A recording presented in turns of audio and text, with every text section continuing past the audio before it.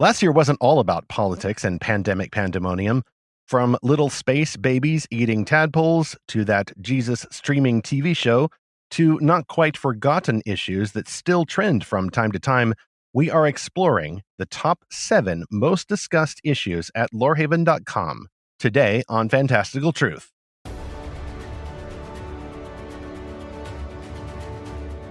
Welcome again to Fantastical Truth, episode 2 of our 2021 season, and I am Stephen Burnett, the publisher of Lorehaven.com, where we find the best Christian-made fantasy, science fiction, and beyond, and apply the wonders and delights of these excellent stories to the real world that Jesus Christ calls us to serve.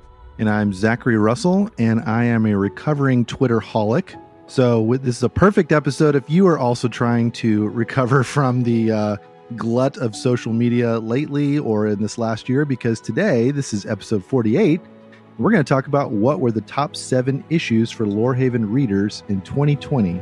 We're going to talk about a lot more interesting things than you normally see in the headlines. So, Stephen, here we go. Absolutely. We're going to try to get through these pretty quickly because we have 7 of them.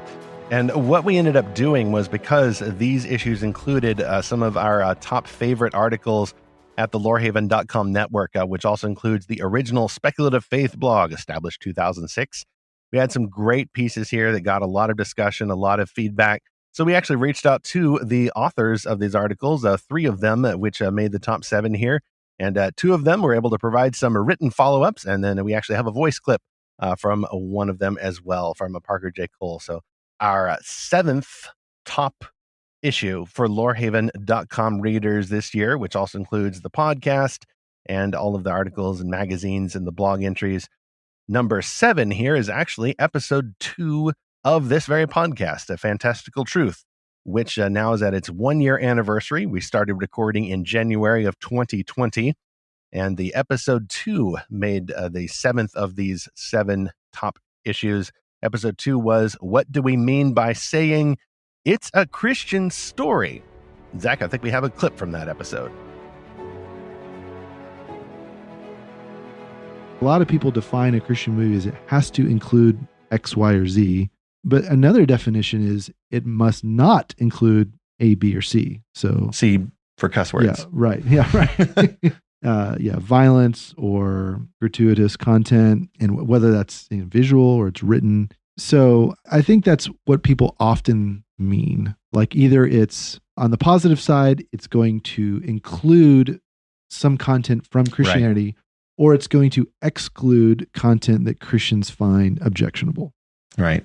No, that makes sense. And that brings us to the fact that some of these issues can become very personal, especially when we're talking about what the label means you must include or what you must not include. We're going to tap into, some images, some ideas that Christians have and that we feel very personal about, because stories are powerful. They're not some trivial thing that we can dismiss as it's just a story. No. Well, it's so funny, Stephen, hearing ourselves from a year ago in January 2020 and having no idea what the rest of the year would be like. But of course, that is such a evergreen topic that we're always talking about. Like, what is this thing called a Christian book or movie or TV show? Like, what does that even mean? How can a story be Christian?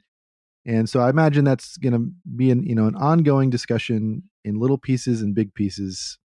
It certainly will be. Yeah, we're going to circle back to that in different ways, come at that same question from other angles in future episodes, as well as articles and news items frequently posted at Lorehaven.com. I must say, Zach, that the pandemic didn't change my mind on this at all. I still think it is appropriate to apply the label Christian to a thing, so long as, and this is kind of my single condition for that application, so long as the creator or main creator, director, whatever of the thing is a Christian. I think that the Christian individual can impute the Christianity, the gospel, to the thing so that the thing is, by that person's design, intended to glorify God. At the same time, ever since this episode, I have kept this little buzzer in my head for the Christian label, even as we're using it at Lorehaven.com. At the homepage there has just been upgraded for the new year. We have those labels for the Lorehaven Library and the Lorehaven Reviews section. It says, find fantastical Christian books or find fantastical Christian reviews. Like, well, how can a review be Christian? How can a book be Christian? I think I know what I mean by using that phrase, but other people have some other ideas of what that means, whether it's an absence of swear words or whether you have to put an altar call in the book somewhere. Aren't those the things that make a book or a review or something Christian? Well, unfortunately, we can't include an asterisk there every time we use the phrase Christian books or Christian review. We can't always explain what we mean there, but part of me really wants to explain our view of it every time. Just hopefully reviewers, readers, that is, will stick around the site long enough and be able to absorb at least that idea of what the Christian label might mean the longer they stay with us. Well, of course, I think a Christian, book means it involves the Bible code, or same with a review. You got to put a little hidden something in there to point towards a Bible prophecy. Just kidding. No, the first letters of every sentence have to add up to be, repent, Jesus, Bible, gospel, something like that. The Lord's Prayer or something, yeah.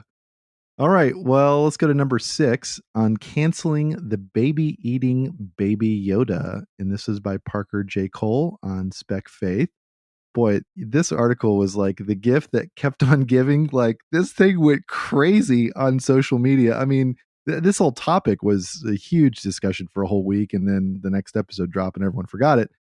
But Parker's article, man, Stephen, like every day I pulled up Facebook and there were like 10 new comments on it. Like everyone was weighing in on this issue. So let me read a little excerpt here from her article. She says, quote, "In The Mandalorian, from what I've seen of posts, Baby Yoda is eating the eggs of some frog alien lady. Apparently this frog alien lady or whatever is the last of her kind and her babies are the future and he's chomping on them. Due to the controversy, the producers clarified that the eggs are not fertilized, so there's no actual baby he's chomping on. They compared it to us eating chicken eggs. This apparently backfired because now some of the fans were really disgusted. It was meant as a comic relief, just like Alf trying to eat Lucky the cat, who was really lucky after all. Yet the uproar's up. Now cute Baby Yoda is now cannibal Baby Yoda and the scourge of the universe. You gotta be kidding me. This is the latest example of a culture who has lost its soul and is replaced with a veneer of morality. For goodness sake, Baby Yoda ain't real. The frog alien lady ain't real. The eggs, the puppet, or CG Baby Yoda is eating ain't real. Throw all the shade on a puppet is ridiculous." End quote. Okay, so fabulous. The funny thing, I just love it. I love her taking this whole thing to task, and she comments on just the larger, kind of more serious issue. There's a very obvious pro-life theme that's connected to all this. I'd really encourage listeners to read her article. It's a really great reflection on this. We'll of course have all these links in the show notes. Yes. Yeah, but it's just so funny. So Parker says at the beginning she's not a Star Wars fan, so she's like, I don't care about this frog alien lady. Like, who cares?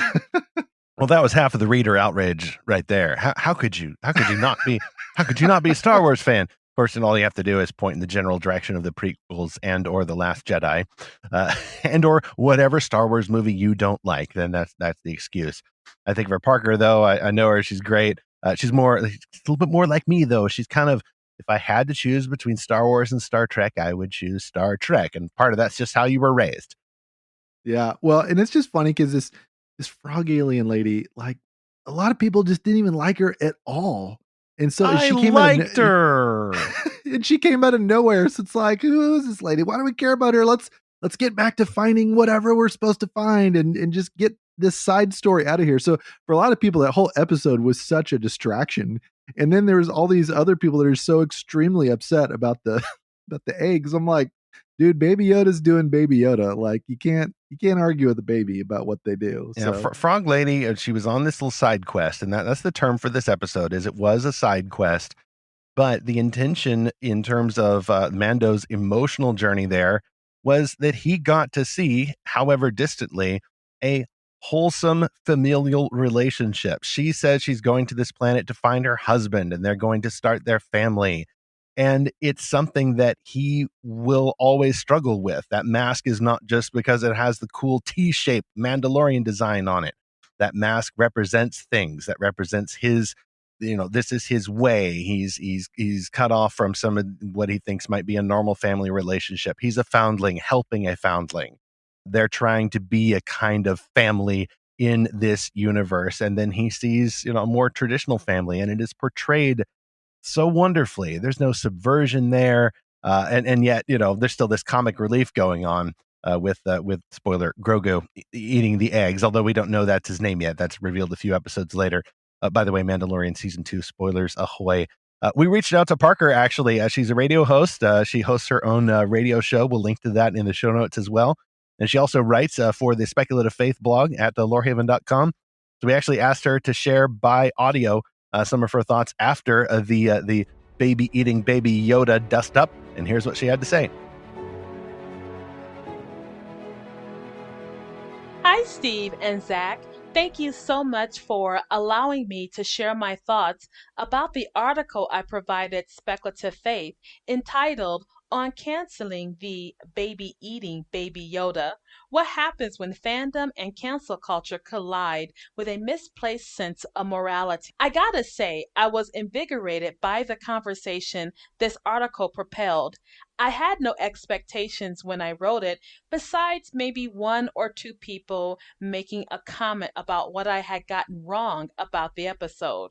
Well, let me tell you, as you know, this was one of the top 10 articles on Speculative Faith, and no one was more surprised about that than I was. What I really appreciated about the article and about the feedback that I received is that fans are so very willing to make sure that if you're going to critique something, at least have your facts straight. I came from a position of not being a fan of the Star Wars franchise, so I wasn't really into the entire series of The Mandalorian. However, one thing I really do know is that because I came at it with a neutral and a completely objective view about the show itself, I was able to receive the feedback without having any emotional attachment to it whatsoever. Even if the feedback was critical of my stance, it was okay because, again, I'm not a fan, so it doesn't really bother me.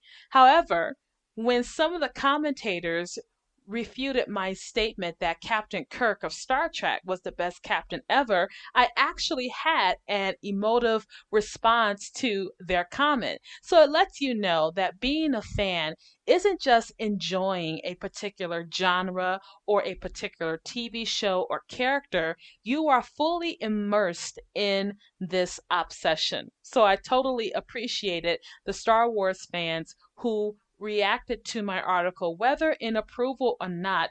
I really appreciated their input. Further thoughts about the article itself is that I was very happy that the fans were able to correct me where I was wrong. And it does help to at least have some idea of whatever it is you're going to critique, at least know what you're talking about. For example, my information came from a third party. I had seen an article by a blogger who was critical of this whole idea of Baby Yoda eating this frog lady's eggs.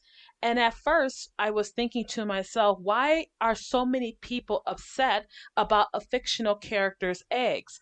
Why aren't they upset when real eggs in the real world are aborted every year? Fertilized eggs, not unfertilized eggs, as mentioned in the show. But people were very quick to make sure that I understood it wasn't her entire race that was being eaten by Baby Yoda, it was her genetic line. The producers saw this event in the episode as a form of comic relief, but some of the viewers did not see it that way. And then again, some of the commentators said, if he likes frogs, why would you put a baby who likes to eat frogs around a frog baby's eggs? It kind of didn't make any sense. So, yeah, maybe they didn't think that through too far. Another thing that I liked about the article was that it really didn't make me want to be a Star Wars fan. I'll be honest with you. Some people were like, are you going to start watching Star Wars now? And I have to be very honest. No, I'm not a Star Wars fan. For one thing, Star Wars is a contained story, whereas Star Trek is a story that continues to evolve. Do I like the direction of where Star Trek is going now? Probably not, but that is another subject for another time. But it did make me want to almost be a fan of The Mandalorian. In fact, I ended up following the story the following week where the producers actually corrected Baby Yoda's response to eating the eggs because only one egg could be fertilized by the frog lady's husband. And Baby Yoda at some point began to understand that by him eating her unfertilized eggs, he was affecting her line in some way. I think that was just the producers making sure to correct Baby Yoda's mistake. But like some of the fans said, how can you really train a toddler not to eat any and everything that he sees? And the Mandalorian apparently is not the best father figure or parent figure out there. So those are my thoughts about on canceling the baby eating Baby Yoda. One commentator said I should not have used the term abortion to compare what was happening with Baby Yoda eating her eggs. In fact, he said it would be more appropriate to parallel it with genocide. Whether or not I agree with that, I don't know, but I actually did see his point, and I was thankful for him making that suggestion. So, in closing, those were my thoughts about the response on the article on canceling the baby eating Baby Yoda. Really enjoyed writing the article, really enjoyed getting the feedback that I received. Thanks so much, Zach and Steve. Well, our thanks to Parker for supplying that and writing this great article and just really bringing focus to everything. And I especially enjoyed the Alf reference because, I was a huge fan of Alf. And, for you younger listeners, you got to go check out Alf however you can. It's a pretty fantastic show from the 80s? I don't even know. I appreciate Parker, going back and realizing like, okay, there were some things I could have said differently in retrospect. I think she's still correct though about the disproportionate moral outrage. Just, looking at it from a 10,000-foot view at the cultural level, why are people like actually sincerely emotionally disturbed by the idea of this, baby from Yoda's species eating eggs? Even if he was eating tadpoles that had been fertilized, why does this strike people as so outrageous? These are not only imaginary aliens, but in universe, they're basically sentient animals. How is this so? How is this so outrageous in comparison to actual evils in the real world? It is worth drawing up that point, but at the same time, the fact that people were apparently even more disgusted to think of themselves eating eggs, even though they weren't fertilized. I thought we were supposed to have education about these things. What are they teaching in schools these days? Guys, it is an egg. It is an egg. And if it's not a fertilized egg, if the rooster hasn't done his thing, if we're talking about chickens here, then it's okay. You're not actually devouring a life. Like, it is an ingredient for life, but then we'll need to have a conversation about chickens and, veganism or any of those things as well. I don't know how much of that may have been mixed up in here, but I found it kind of interesting and yet, a little bit of a footnote ultimately in the pop culture controversies of 2020 because we had a lot more going on. And just in the story itself, it's like she's the last of her kind. And so if all the eggs, even if there's no life in the eggs, it's like, well, if those all get taken away, then that's it, and then she's the last frog person. But undeniably, it's a dark humor moment. Right. And that is a matter of personal taste, though. Like, I'm receptive to some dark humor. Some people would say more darkly, gallows humor. And maybe that was something that just struck people as alien in the world of Star Wars. But in that case, maybe they missed the part of the first episode where Mando walks into basically the space saloon and gets attacked. Then he ropes this guy backward into the space equivalent of the saloon doors, which is actually kind of this iris opening style door. And then you just see it start to close on this guy, right at the waist. And then the camera cuts away right before he was presumably sliced in half. And that's like, you just, oh, like, whoa, I'm not sure Mando meant to do that, but that was the effect. And, in the story world, the guy is a bad guy and kind of had it coming from my memory. I feel like the most fantastical thing about Star Wars is the complete lack of OSHA guidelines. Because, man, how would a door like that ever pass muster and, safety engineering or something? Yeah, it passes the cool factor muster. That's about it. Yeah. But Stephen, you bring up a good point is why do we care so much about imaginary characters and, the travails that they go through? And listener, you might be hearing that as a rebuke, but I think it's actually a very good question that we should dive into sometime as like a full episode on that. It's a rebuke and an affirmation all at once. A story can take a shortcut to the imagination and go places that where we put up our walls against the facts or the history because we've got our categories and our beliefs that we don't want violated. Thank you very much. But the stories can go in those directions. And in that case, if someone is in a relationship with a fan of that story who's kind of already there, then that person has an avenue to come alongside in the context of a pre-existing relationship and say, okay, like you've just imagined this. Now let's ask the question, what do you think about basically the equivalent of this in real life? If you can think this way in the story world, then the credit in the imagination should transfer over to reality. So next, for number 5, going in this order, for the most popular themes discussions among Lorehaven.com readers in 2020, we have this article from Cap Stewart, The Chosen, Speculative Fiction Meets a Factual Savior. This is the original version of the article we published at Speculative Faith. And then I think in the summer issue, we actually had a version of that article, just condensed a little bit for that audience. This is the original version that Cap Stewart wrote about Dallas Jenkins' show, The Chosen, which I think was thinking about it, listeners, and realizing that I think if you're to think about Christian-made popular culture that is not politics, more on that in a future episode, The Chosen is probably at the top right now. And it has gotten there through simple grassroots organization and crowdfunding. And we'll hear a little bit more from Cap Stewart here in his original text from the article. Here's an excerpt, quote, "Led by writer, director, producer Dallas Jenkins, the filmmakers have chosen to use the format of a multi-season TV show, giving the narrative ample room to breathe, and thus avoiding just hitting the highlights of the Gospels before the credits roll. Furthermore, the show approaches the topic of Jesus' ministry, not primarily from Christ's perspective, but from the perspective of those around him. As Jenkins himself has stated, if the audience can encounter Jesus through the eyes of those who met him, the audience can be impacted in the same way they were." The genius behind this approach seems obvious in retrospect. While Christ is the truest and greatest protagonist the universe has ever known, there is by necessity a bit of a disconnect between his perspective and that of every other human being in history. Jesus is infinitely admirable, yes, but not easily relatable.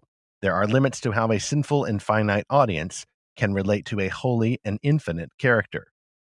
It would be a gross misstatement to say that Jesus is not the focus of The Chosen, but rather than his experience being the focal point, it is his work in and through the lives of others as they experienced it that drives the story forward. End quote.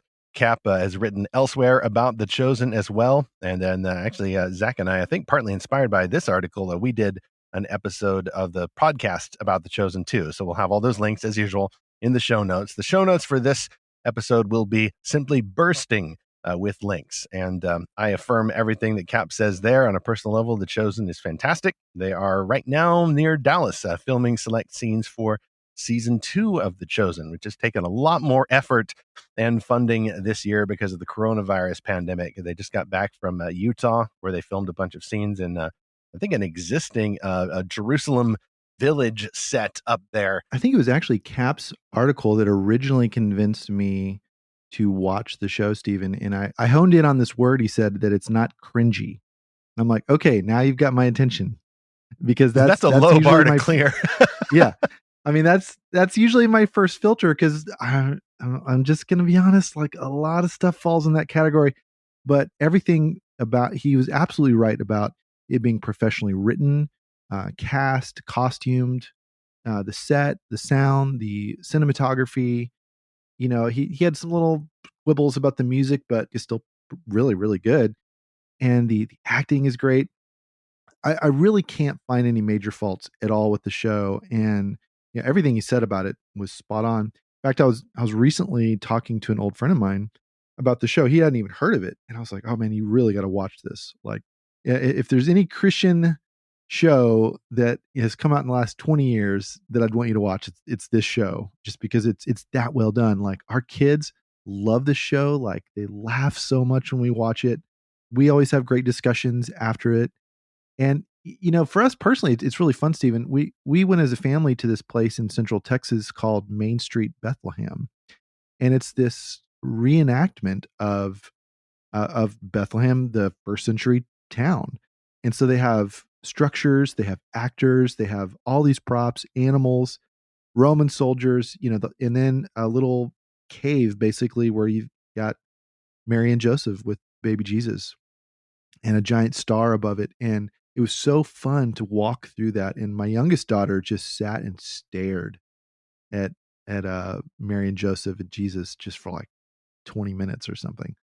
And so just to enter that world is so mesmerizing, and getting to see it on screen and getting to know all these characters, like, we read them on the pages, but to actually kind of imagine what their lives must have been like, it's fascinating. It's one of the best shows I've ever seen.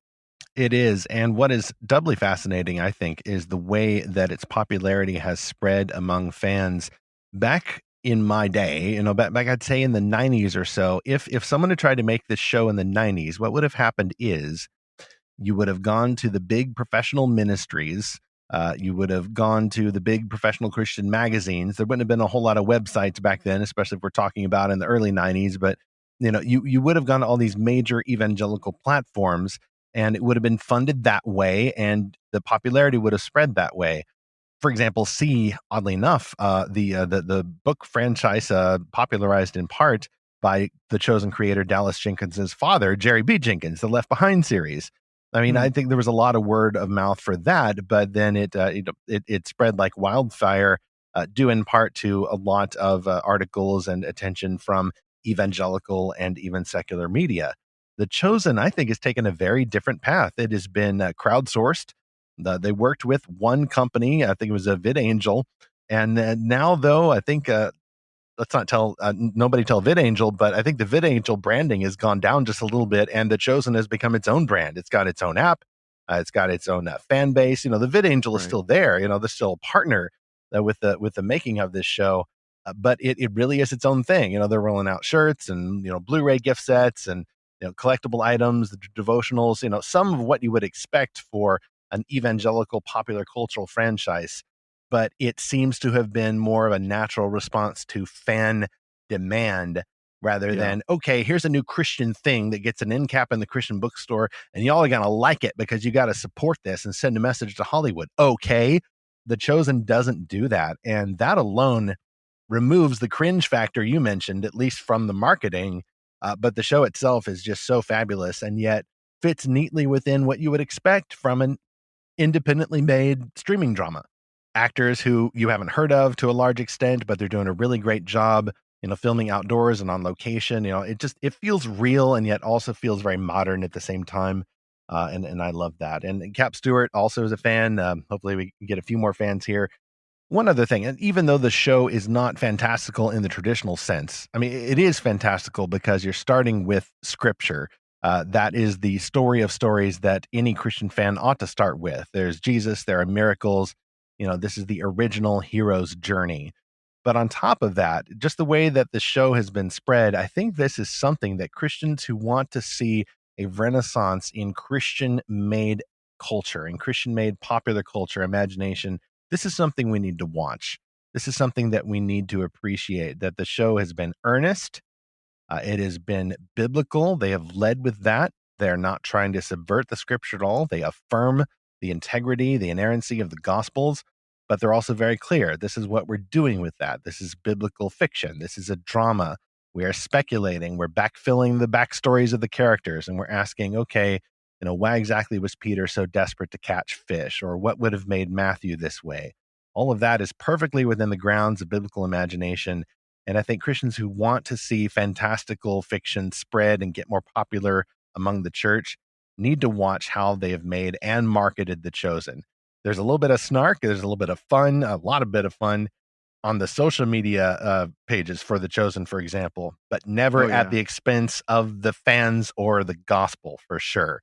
When they make fun, they are making fun of themselves and they're constantly reinforcing in people's minds, guys, we love this TV show. We're serious about it, but it is a TV show. It's okay to show a picture of Jesus from our show with the aforementioned Grogu, actually, and the caption, "Let the little children come to me." Some fans got really upset with that. How can you mix and match like that? They're not even legalistic against Star Wars. It's just, you're blowing up my categories. Star Wars is Monday through Saturday, and Jesus' show is for Sunday. It should be all Monday through Sunday, folks. Yeah, it has that kind of friendly feel of a church skit, but still the very high production quality of anything else you'd see on TV. And so that's kind of the mystery of it to me. And I love that you mentioned the social media pages for The Chosen. I love that it has its own memes, like little clips from the show. There's this one particularly of Matthew I'm thinking of where, we've all seen the Michael Jackson where he's eating popcorn. And there's this one scene where the disciple Matthew is sitting there eating grapes, just kind of amazed at something. I'm like, dude, they totally did that moment. It's totally the popcorn meme, or the GIF. And yes, it's pronounced GIF.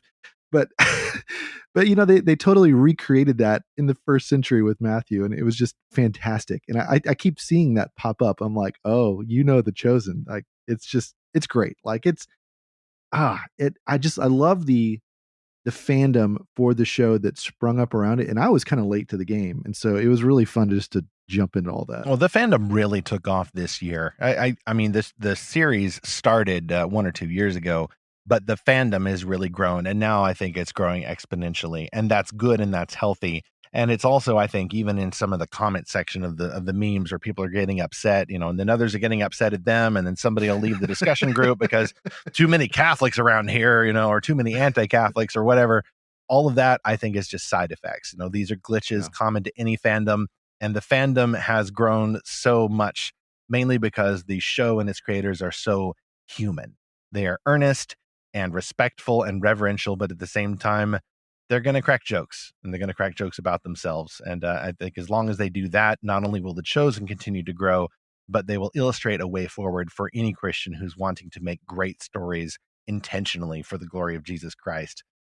Let's close out this discussion with an update from Cap Stewart. Obviously, he's going to be writing about The Chosen more, and we'll certainly have more discussion about it at Lorehaven and Fantastical Truth. But I reached out to Cap about some thoughts after this article, and he sent in not audio, but text, which I will read now. Quote, "Every time I wrote about The Chosen at Lorehaven and elsewhere, it garnered an extraordinary amount of attention. This is, I think, a sign of the show's increasing popularity and cultural traction. In fact, The Chosen is striking a chord with audiences all across the globe. Part of the reason for the show's success is what you might call the Aslan effect. In the Chronicles of Narnia, it is indisputable that the narrative and thematic hinge on which everything else turns is Aslan, the Christ figure within the world of Narnia. Every time he is on the page, we are amazed and mesmerized. And yet, if you evaluate the series as a whole, Aslan's screen time is relatively short when compared to all the other characters. What's more, the books are never written from his perspective, only from those who are affected by him.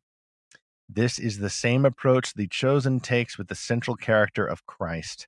The focus of the show is on those around Jesus, those affected by him. And as an audience, we are much more readily identify with the lives of finite, sinful humans and how an infinite and holy God radically changes their hearts, minds, and lives. It's a great way to craft an emotionally engaging narrative. Almost paradoxically, The Chosen emphasizes the glory and greatness of Christ all the more by keeping him on the narrative periphery." End quote. Amen, Cap. I look forward to seeing how they do that in season 2 and beyond of The Chosen. Okay, number 4. How do the fishmen and pirates of One Piece subvert systemic racism? And this is by L. Jaggy Lamplighter Wright. And, this is a anime that I was not familiar with until I read this article. This is kind of interesting just to kind of be on the periphery of this fandom and sort of look in and analyze this. Sounds like this has been going on a very long time. Oh, definitely. One Piece is decades old. It's a manga, which is a Japanese adventure comic or a Japanese graphic novel, serialized format. And recently, One Piece actually just reached its 1,000th chapter. Wow. All one author. I mean, he's got a squadron now of surely editors and inkers and however that works in the manufacturing of manga. But the story comes from the mind, the imagination of one man, namely Ichiro Oda, the famous manga artist in Japan. He's been doing One Piece for I think decades now. So when we're talking about an arc, like it's a single story that's part of the the main story of One Piece, which she's going to describe here. But the reason why we ran this is because it was the summer, of course, of a lot of racial unrest and some things, relating to politics. So again, there's only so much we can say about it on this podcast without breaking format. But it seemed appropriate to go back to this story, which I think my wife and I watched in the anime form a couple of years ago. And we're just very gripped by the imagination of these racial issues in a completely different world, which then, as I mentioned earlier, just throws off all the categories. You can't say, oh, well, these people there are like this people group here, and this terrible action is analogous to, this over here during that year or this decade. You can't draw those equivalents. And so you're forced into thinking about things more bigger picture. And therefore, so long as the morality is good in the show, in the story world, so long as that holds true, you can look at contemporary issues with a revitalized imagination. So this is from the article, quote, 10,000 feet below the surface of the sea, trouble is brewing. Ancient racial hatred is simmering, growing dangerously close to boiling over.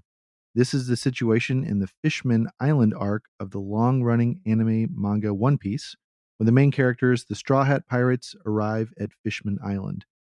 In the midst of the action and humor of this pirate adventure story, author Ichiro Oda gives us an unexpectedly insightful glimpse into racism and its effects upon a culture.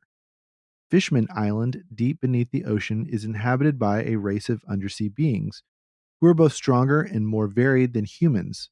Some are beautiful, such as the mermaids. Others are huge and powerful, like sharkmen or octopus men, massive creatures who can crush a human with a single blow. The loveliness of the first and the fearsome destructiveness of the second have made the fishmen into hot commodities at the slave markets of Saobidi. Pirates often descend to their home island deep under the sea in order to kidnap fishmen and their children. Fishmen pirates return the favor, terrorizing humans and destroying their towns. This clash of races has been going on for generations. In the midst of this racial animosity, two inhabitants of Fishman Island saw the toll it was taking on their society and vowed to make a change. They both saw the same suffering. The reaction, however, could not have been more different, end quote.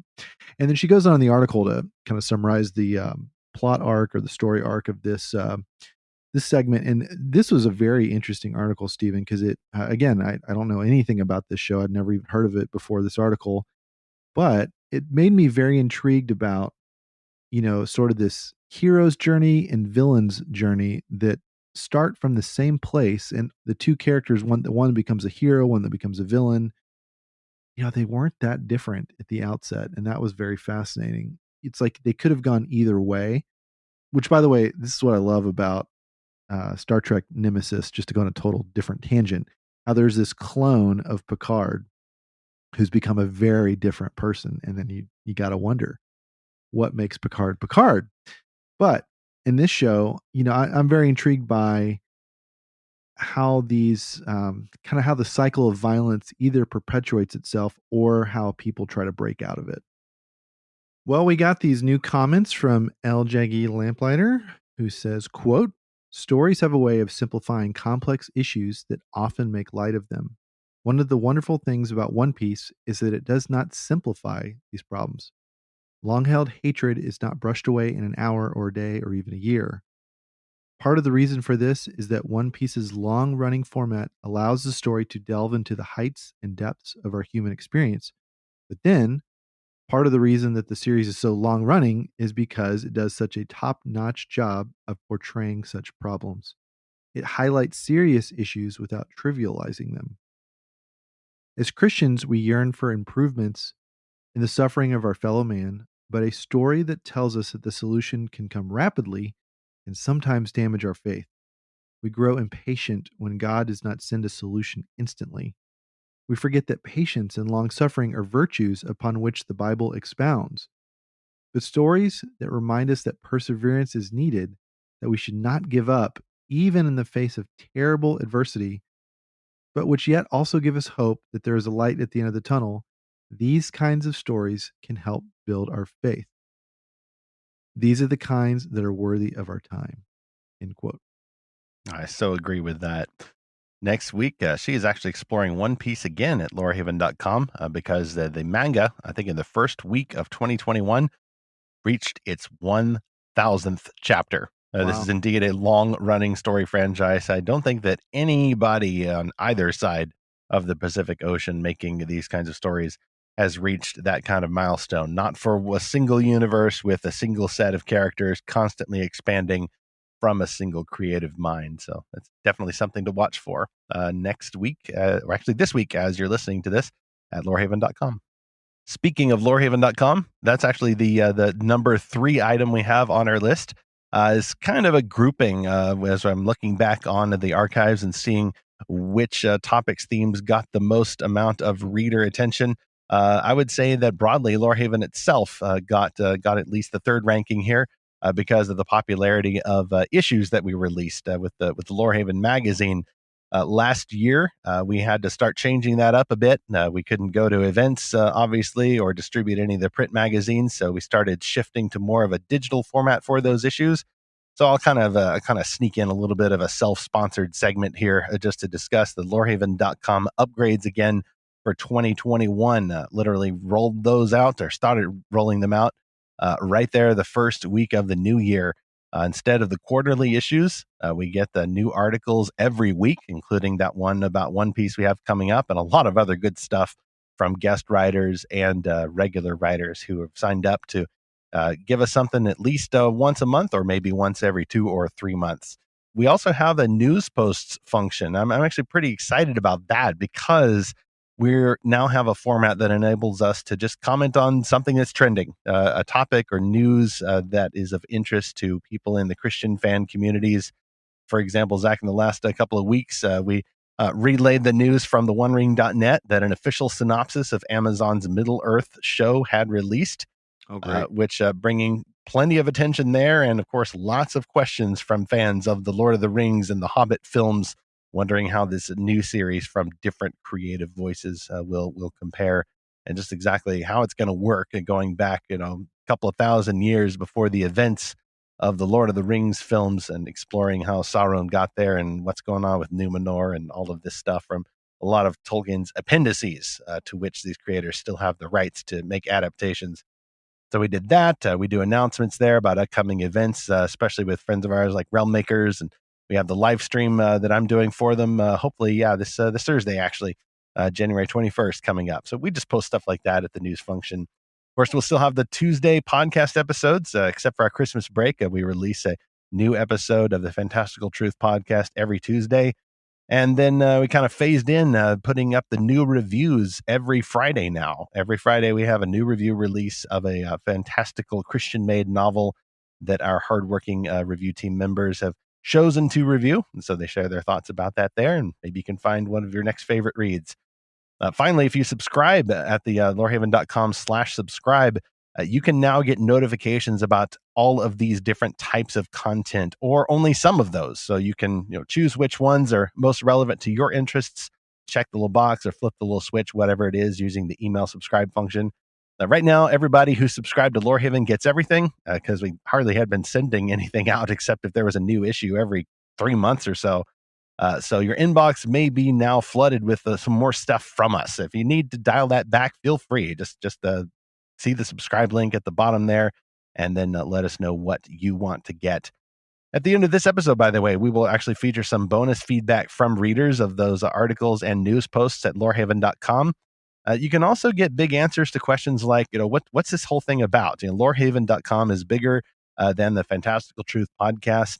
We are trying ultimately to help revitalize the Church of Jesus Christ, anyone who believes in the gospel. to love and share and make better these kinds of fantastical fantasy sci-fi stories and beyond. And you can see our cover story, or in fact, we're actually going to explore this a little bit, hopefully in the next episode of this very podcast. So we'll link in the show notes to that cover story called Only the Beginning of the Adventure.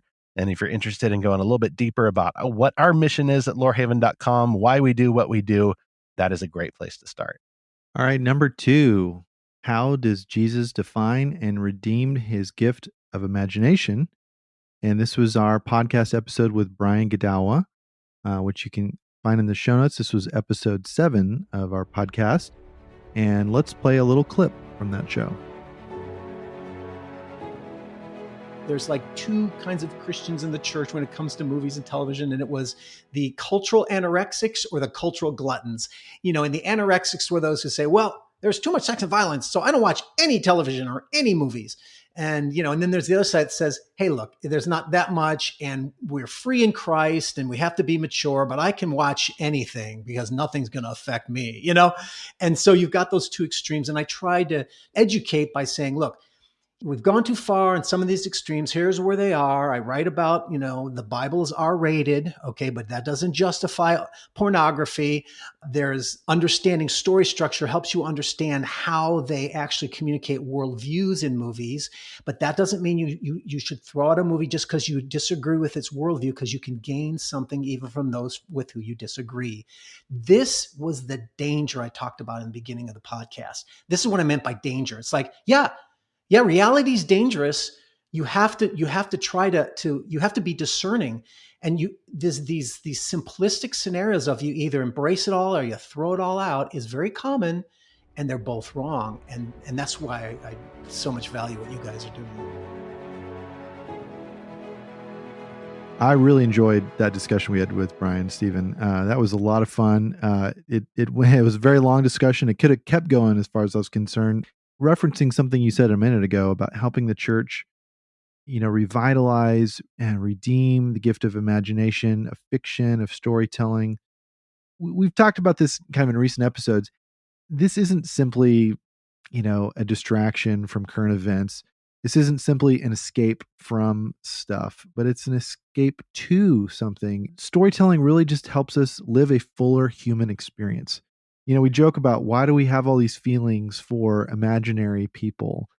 This is a great episode to explore that, because imagination and creativity is woven into our very nature. Yeah, definitely go check out that episode if you haven't heard it yet. Well, Brian is a fantastic voice about this. He is a prolific author of multiple different novels. He blends spiritual warfare, speculative history, and his own unique take on history, in which he has, spirits, demon warlords, all these various seemingly fantastical creatures, a lot of it derived from ancient mythology, coexisting with the narrative of Scripture. And that's in a lot of his fiction.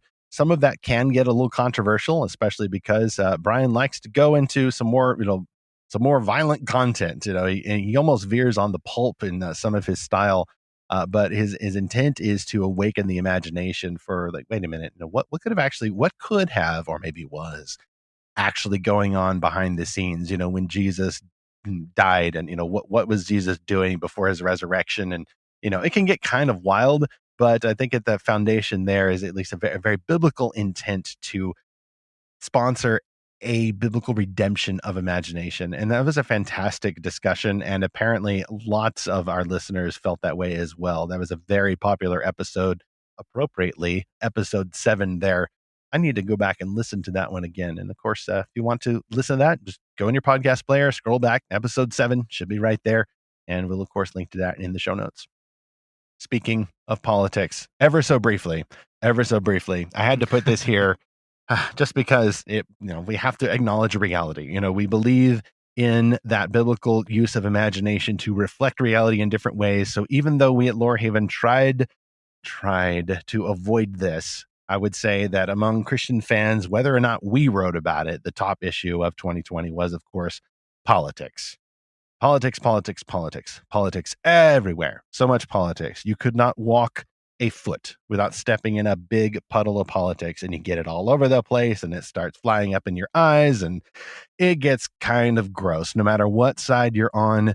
The less I say about that here, probably the better. I will say, Zach, that we did, it'll creep in on the edges, mainly because people will use politics as a substitute for religion.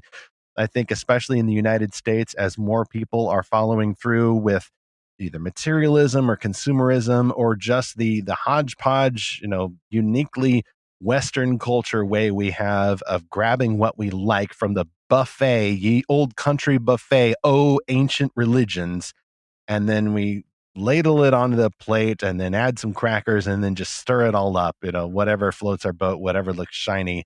As people continue to do that, then we're going to get politics everywhere. Like, even if Lorehaven.com only wants to talk about fantasy, sci-fi, and beyond, because, fantasy and sci-fi, any of those types of stories, politics is a human experience. People getting together and trying to govern themselves or define reality or define morality by legislation. That's just going to happen.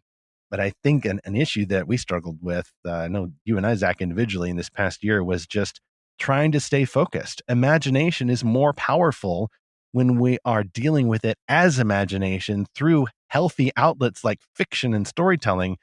It's both more powerful and healthier than when we act like we're only about practical reality and voting and movements and issues, and of course, our very important social media debates. When we cover up imagination, it's going to get in there somewhere. But if we don't know what we're dealing with, then we're going to be dealing just with our imaginations and thinking that it's just reality. And so we'll start confusing imagination and reality. And how much of that has gone on, especially in the past year, again, regardless of how it fleshes out and how you see the world and which side of the protests you're on, if we are confusing imagination and reality, then I think this becomes a very, very bad spiritual hazard. A healthier outlet for imagination is, I think, fiction and storytelling. And yet we're also going to touch on a few of these issues and at least why we avoid them on this podcast in a few minutes under the Fantastic Fan segment. You touched on something really important there, Stephen, which is that we often look at politics as this is real world stuff. This is, I'm getting involved, I'm doing something productive. And yet we ignore how much of it is fueled by the imagination and sometimes by a fictional story that we've created in our minds. And I'm going to reference something I sent to you offline earlier, and I'm going to try to make this as apolitical as possible, because I think that this is a greater issue for the human heart. It's not simply a left or right thing. But there was this series of tweets I found yesterday. Someone posted in a group I'm in, and it was very fascinating how this person was analyzing their political opponent by referencing what their opponent is imagining about this person's side. And then I'm like, well, then you're kind of doing the same thing, right? You're imagining what they're imagining by imagining them being a certain way. And so I'll go through a couple of these statements because they're so fascinating. He says they feel empowered to live out their warrior fantasies. Okay, that's kind of interesting. They imagine themselves toppling the greatest evil imaginable. And now the authority is on their side. They're not simply silencing people, they're eradicating evil. They're gleeful because we're not people to them. We're symbols of what they feel morally driven to remove from the world. So, okay, he goes on and on and on about this. But again, the interesting thing to me is he references a very specific things in history and in fiction. And it's just interesting how we sort of project that into our views. And so I think you're right, Stephen, is that we start with imagination first, and then we sort of move from there to other things. And hey, this podcast is all about the imagination, but it's about really taking a deeper dive into the stories that fascinate us and why they fascinate us. Because I think that is a bigger common ground that we can have with a lot of people. I think we can.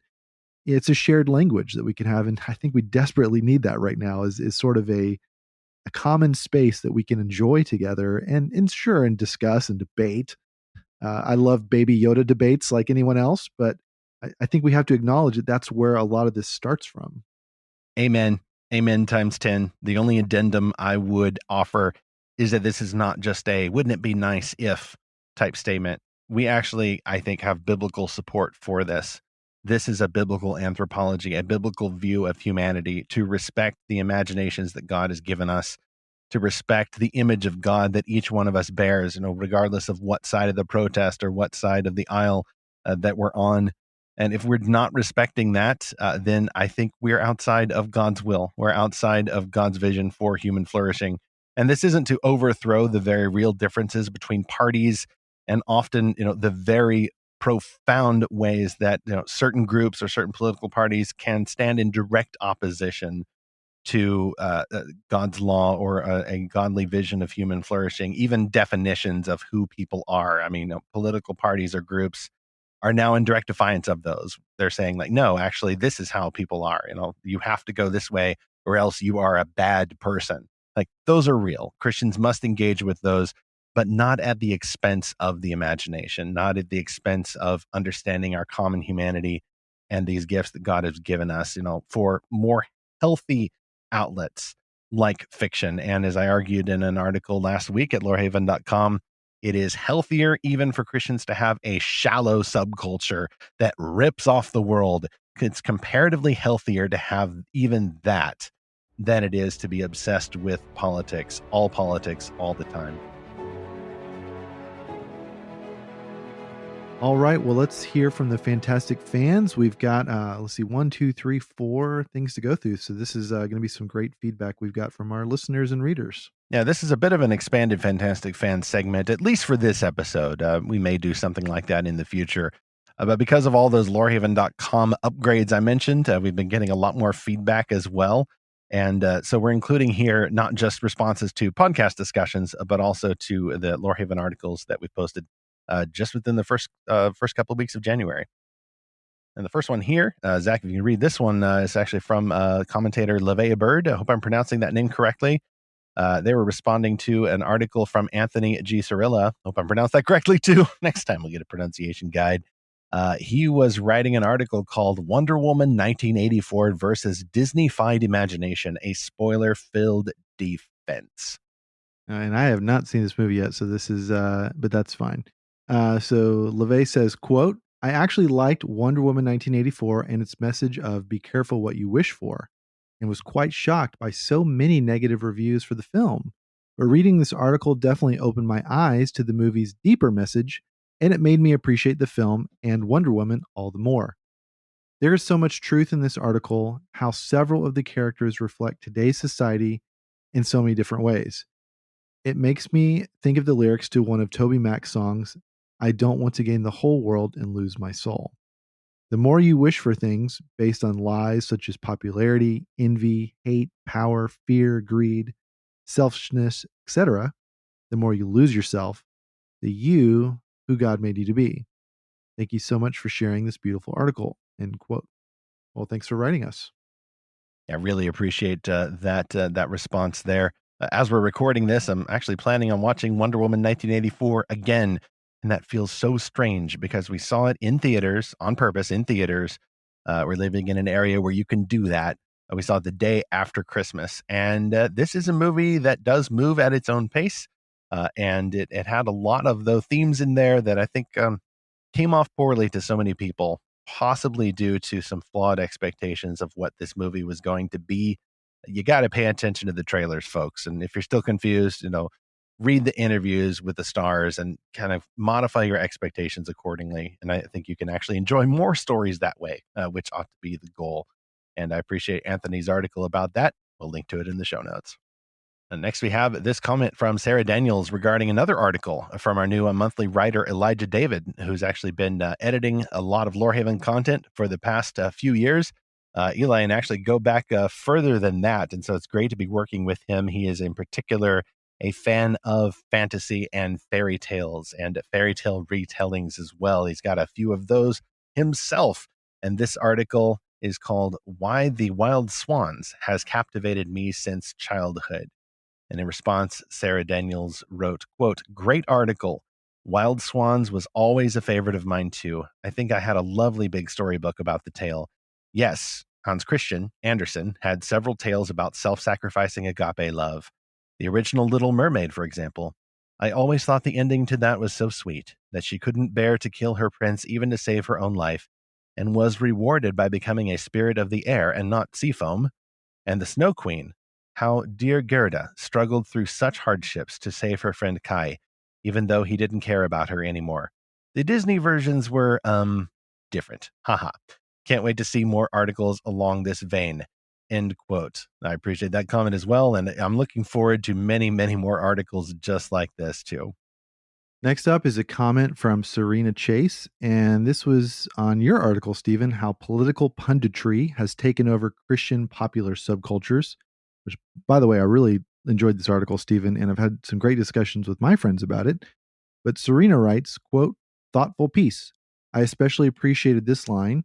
Over the time span of generations, a Christian subculture dominated by politics is hopelessly limited and ultimately ineffective for forming more Christ-like people. That'll preach, as they say. We must engage with our culture to understand who lives in the world with which we want to share the gospel. But when political views become our religion and a nation or its leaders becomes a standard to wave above the cross, we become cultists and idolaters, operating apart from Christ. End quote. Yeah, you said it. Great quote there. So encouraged by that because I started on this article, which had been brewing for like maybe a month or two, probably longer, and I could not stop. And as the editor at Lorehaven.com, I am contractually obligated with the contract I've signed with myself to try to write or edit shorter articles. But this one, apparently, even though I think I blew past 2,000 words by the end, it got some readership and discussion anyway. So clearly this is something that has been at the back of more people's minds than just my own. And so I'm really grateful that I could be part of that conversation about maybe pushing back on the politics that have taken over Christian subcultures. Like all of our the radio shows that I remember, the kids fiction, the Christian bookstores, the grown-up fiction that I remember, even the shallow stuff. Going back to the 90s and early 2000s, like all of that seems to have faded. And in its place, we've gotten just politics all the time. I am into political debates and controversies myself, but I also view that as a great tragedy. And this article mostly observes and maybe offers a few suggestions for pushing back on that. But even 2,000 words is just kind of a start as to what Christians maybe need to do to get back that imagination that we have in our subcultures. So we'll link to that in the show notes too. Yeah, and most of the time we don't even really touch on these topics, and we touch on very fantastical things, which one fan appreciated. This is we got a note here from Elizabeth L, who appreciated our episode on UFOs and aliens. So, Stephen, you want to read that? Yes, Zach, you're the captain of this particular UFO ship, and so Elizabeth's comment here I think should be directed to you especially. Because especially when you name check a certain outgoing orange president in there about his views on UFOs, and that it's so tempting to take that in a political direction. But Right. You, like the pilot of these unidentified aerial phenomenon, just change direction at surprising rates. Violating the laws of physics, it would seem, and you just swerve away. And she in particular appreciated that. She says, "Quote: Thank you for not going politically. I know it's hard to avoid completely, but yes." Listening to the Fantastical Truth, I'm not here for your thoughts on red versus blue. Actually, Halo's red versus blue is much more entertaining. I'm here to listen to your discussion on all things sci-fi, fantasy, and alien. As far as sympathetic aliens, I think that's why The Day the Earth Stood Still is my favorite movie. An alien that visits Earth to warn of our path of destruction and that other planets/aliens would rather have Earth destroyed than the violence to go into those far reaches of space. His help is rejected by most, and he's eventually shot and killed. Great podcast. I've missed a few because I've had to take on a second job as my husband lost his and have just been overwhelmed lately. I saw the tweet this morning and realized I'd forgotten to listen. End quote. We're glad you did listen, Elizabeth, and I hope you guys get the job thing sorted out. I'm grateful that we have time to record episodes like these despite the pandemic. But lots of folks, I'm hoping we can also encourage who are out there still struggling. That hasn't gone away with the new year. And of course, sometimes all of our obsession with politics just tends to make things worse. And maybe we need a little entertaining diversion, even if it's about aliens. Well, it's like that meme from Hamilton the musical where Thomas Jefferson says, "Can we get back to politics, please?" Like I want to make a version of that that's like, "Can we get back to UFOs, please? Can we get back to aliens?" Because like that's a lot more interesting. And so let's talk about that, you guys. Let's talk about some more fun things instead of just arguing over red versus blue, like she said. So thank you so much for writing in, Elizabeth, and thank you all to listen. We really enjoy hanging out with you guys on this podcast and talking about some fun topics. Which includes our next episode of Fantastical Truth, partly inspired by the recent Lorehaven quarterly issue cover story. Christian fans want to build bigger audiences for fantastical stories. Yet, how might we help our Christian family and friends share in this happiness? How can we help transform Christian deserts into thriving lands that love excellent fantastical fiction? Here's a hint. We can't wait for the chosen ones, the chosen authors, to come along and defeat the darkness and save the land. Instead, we ourselves need to forego some fantasies like this and borrow not from fantasy, but I think from a science fiction trope. We need to commit to a multi-generational project of helping to terraform our churches, families, and Christian subcultures to enjoy these stories for the glory of God. We'll explore that in our next episode. Meanwhile, I second what Zach said, appreciating our listeners for coming along with us on these journeys. We've been all over the place in this podcast on purpose. It's good just to take stock of the previous year or the previous season of episodes and articles and take note of what topics rose to the top and why, and hopefully explore those all over again, not just to have fun, although that works too, but also just for the glory of Jesus. We want this discussion to exalt him, and if there's anything unbiblical you've heard, of course, give us a note at podcast@lorehaven.com or drop a feedback note in the show notes, and keep engaging with us. Let us know what you'd like to hear about on Fantastical Truth and in the Lorehaven.com upgraded site as we continue to seek and find fantastical truth.